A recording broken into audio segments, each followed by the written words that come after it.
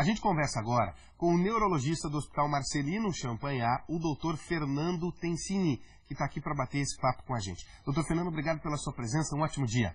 Bom dia. Vamos começar com os sintomas? Vamos começar pelo princípio, doutor. Quais são os sintomas de um acidente vascular cerebral? Bom, os três principais sintomas que a gente pode notar, assim, normalmente é paralisia de um lado do corpo, ou não necessariamente paralisia, mas a fraqueza, a dificuldade de começar a falar ou de montar as palavras, e normalmente a boca torta, né? Que entorta a boca, o lábio fica mais caído de um lado. Isso são sintomas que têm uma predição muito boa para AVC. Doutor, esses sintomas, eles acontecem só exatamente na hora que já estamos, ou é um processo gradativo? Ou o AVC, ele vem de pico, ele é pontual, deu o AVC já aparece o sintoma? Normalmente é bem súbito, né? Na hora que você obstrui uma artéria, para de chegar sangue dentro do cérebro, acontece o sintoma já. Então é questão de alguns segundos ou no máximo alguns minutos. Depois, com a evolução do AVC ao longo do tempo, nos primeiros dias, ele pode piorar ou melhorar, dependendo do caso. Mas normalmente é uma questão de alguns minutos, é uma questão de segundos para você ver o sintoma. Nossa, é instantâneo então. Vamos para as ruas saber o que as pessoas querem perguntar aqui para o nosso especialista? Vamos começar pela idade. Meu nome é Arno Roberto Plasma. Eu tenho uma pergunta sobre essa questão do AVC. Qual é a idade mais propensa para que ele aconteça? Existe, doutor, nós vimos a nossa personagem com 37 anos, é nova, né? Ela é nova e vamos dizer que ela, digamos, está fora da curva, ela não é a maioria. A incidência do AVC ele aumenta com a idade. Então, quanto maior a idade, vão sendo maiores as chances da pessoa ter um AVC.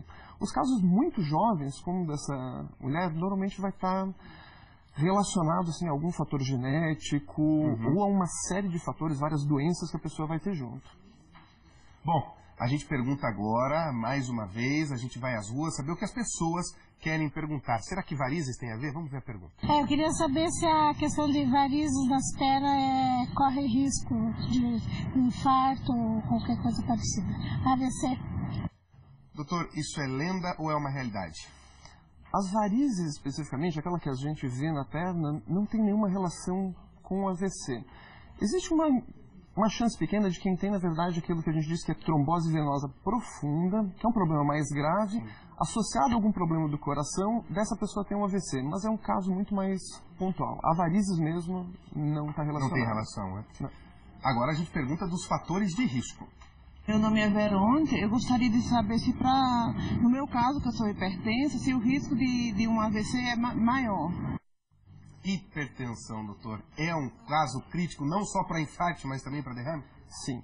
A pressão alta, hoje ela representa mais ou menos 30% da causa do AVC. Né? Então, a gente sabe assim, que se a gente conseguir manter uma pressão abaixo de 14,9, 14 por 8,5, né, você reduz esse risco em mais de 30%. Então, assim, é um fator a ser combatido agressivamente.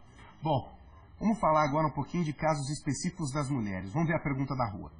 Meu nome é Mari, eu queria saber se o anticoncepcional causa AVC. Anticoncepcional, doutor, combinar essas duas coisas, anticoncepcional, ele pode lá na frente combinar em AVC? Pode, mas com bastante cautela aqui quando a gente pensa. Né? O anticoncepcional, especialmente, se ele estiver associado a outro fator de risco, como fumo, como hipertensão, ou como enxaqueca com aura, que é aquela enxaqueca em que a pessoa vê luzes brilhando antes do começo da dor, ele aumenta o risco de AVC por volta ali dos 35 aos 45 anos. Né? Isoladamente, sem nenhum outro fator de risco, não chega a ser um risco considerável. Vamos pensar no AVC, doutor. Homens ou mulheres, quem tem mais propensão ao acidente vascular cerebral? Mais ou menos igual. 50-50? As mulheres têm um pouquinho mais, mas é pouca coisa. Fatores de risco, é só a idade que é um fator de risco, doutor? Não. Pressão alta, diabetes, colesterol alto, obesidade ou excesso de peso já, sedentarismo, uma má alimentação rica em gordura, rica em fritura e o cigarro. Né? Se a gente conseguir controlar esses, a gente diz que são os fatores de risco modificáveis, né? O que a gente pode fazer para tentar mudar essa história. Basicamente, o derrame, o AVC é o que, doutor? É a seção da veia, ela estoura, é o entupimento dela, é uma trombose? O que a gente considera o AVC? Tem dois tipos, AVC isquêmico e hemorrágico.